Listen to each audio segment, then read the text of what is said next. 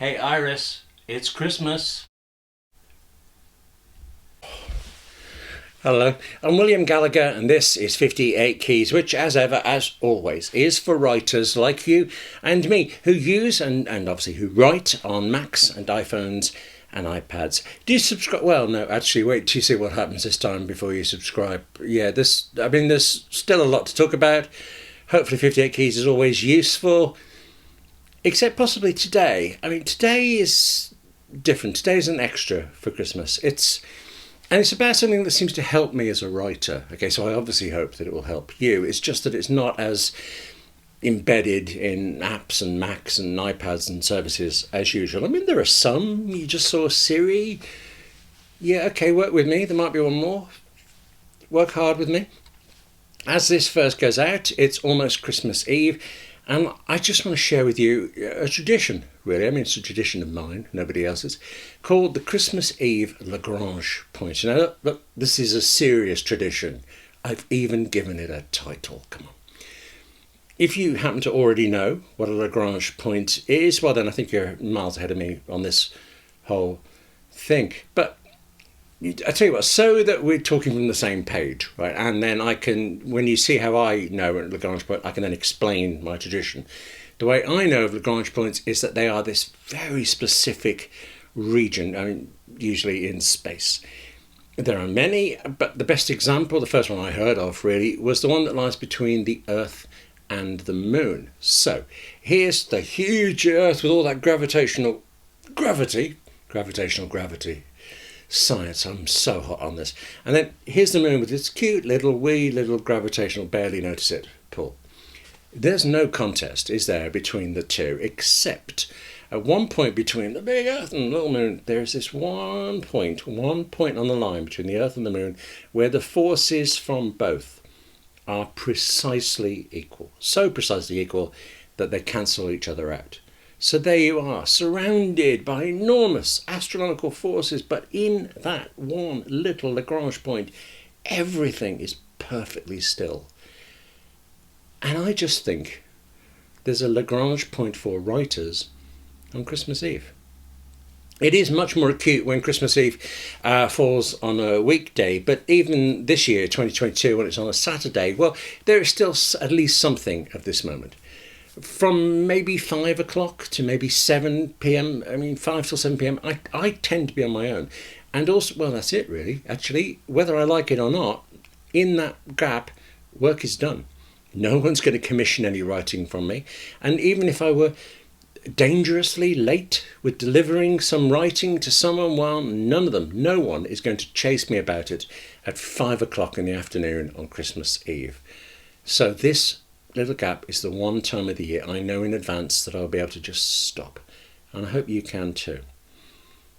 And not just to try to keep this on message with 58 keys as usual stuff. We can give it an Apple element. Yeah. During this Christmas Eve Lagrange point, for instance, I may well be in my kitchen cooking using the Paprika recipe app. Although actually this year probably not, I'm just making sandwiches. If there's still time after that, what I will do in this point is I'll watch a TV show or a film or something I've saved up. I'll watch it through my Apple TV 4K over there. It can be streaming like Netflix, or it can be one of the very many shows and films that I've bought on iTunes over the years, or actually over the year and not got around to watching it. But you know about Netflix, you know about iTunes. What you possibly may not know so well is Plex. If you do know Plex, well then you know it. But if you don't happen to have come across Plex yet, well then, yes, it is another video streaming service. Yeah, but it's your video streaming service. Follow.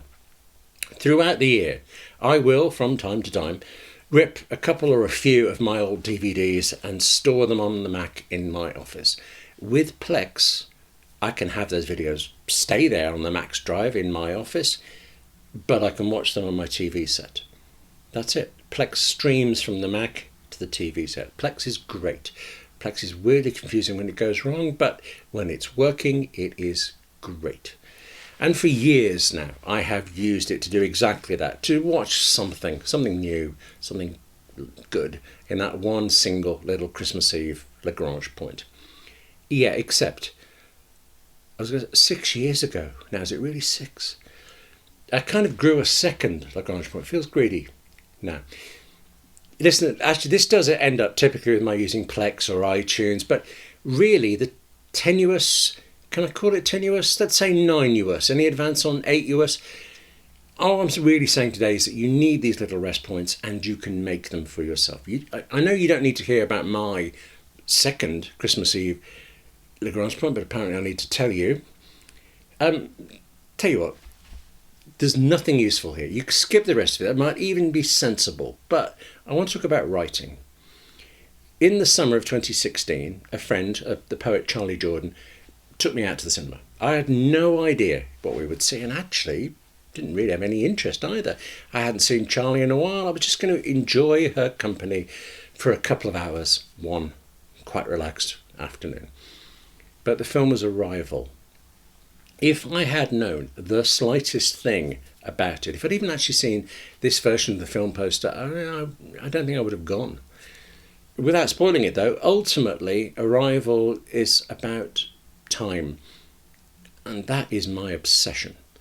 2 days later, I took my wife Angela to see the same film in the same cinema, back to the same seat, and then for some reason, and who knows why, Arrival got a re-release in cinemas over that Christmas, and yeah, I went in the very, very cold and the slightly scarily very, very dark, this almost abandoned multiplex cinema for a midnight screening of Arrival on Christmas Eve 2016.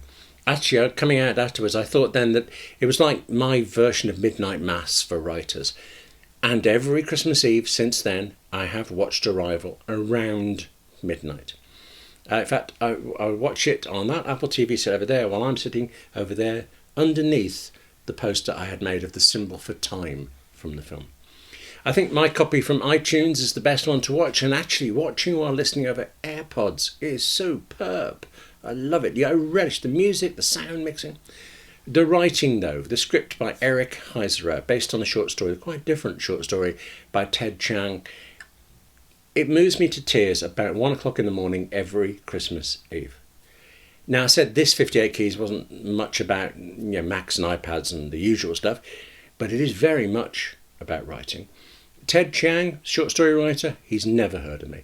Eric Heiserer, well, he won't remember it, but he has received a fair few fan tweets over the years. But truly the writing of these, to me, two strangers. Plus the cast, I mean, Amy Adams is astonishing. And the direction, it's the writing. The writing cuts into me, and that's what we do. Or at least that's what I think we try to do.